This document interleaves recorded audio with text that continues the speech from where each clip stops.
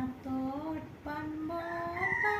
লৈ মাকে মাতা গৈ মৰমৰ মা ঐ চাবলৈ ওলালোঁ যাবৰ সময়তে সেৱাহে যাচিলোঁ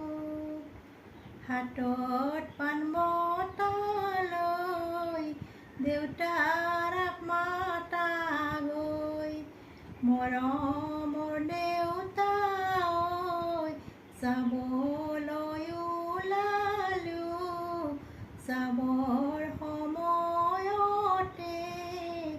সেৱাহে জনালোঁ হাতত পাণ বঁটা লৈ ভাইটিকে মাতা গৈ মৰমৰ ভাইটি ঐ